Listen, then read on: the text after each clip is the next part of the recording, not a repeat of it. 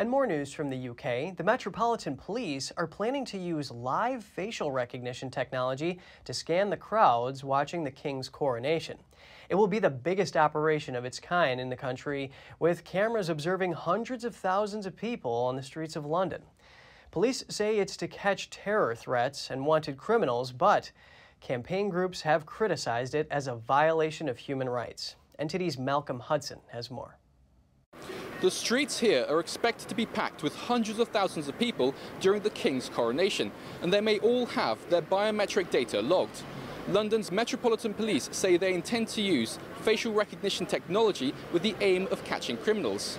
But campaign groups have likened the software to surveillance systems used in China and have hit out saying it shouldn't be used in Britain.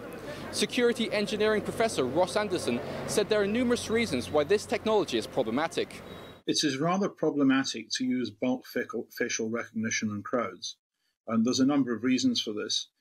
First, bulk surveillance without any kind of targeting, without a particular targeted purpose and a warrant, is against European human rights law, so you can expect legal challenges. Second, the databases that police forces have of suspects are often themselves suspect and have often been gathered in circumstances which are open to legal challenge. He said the police have lost legal cases after keeping biometric data on their national database that should have been destroyed. Things like fingerprints, facial data, and DNA of people who've been acquitted or who are simply bystanders at crime scenes. Anderson said a third concern is if the police are overly reliant on the recognition technology. And what you've also got to do is to think in terms of the coronation itself as a ceremony. What bad things could go wrong as a result of using a technology like this?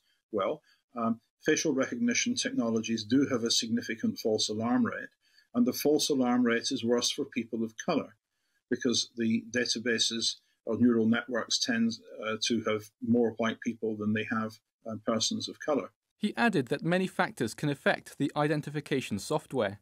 A person's pose, the angle of the footage, the lighting on a person.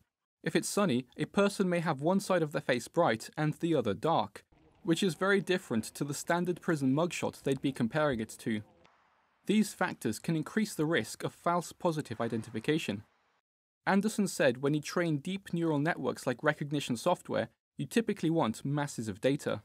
But I rather suspect that what may happen is that they would run their facial recognition software against much larger databases than just the profiles of all the people who are known bad for a specific purpose. And this is kind of intrinsic in the way that large neural networks are trained.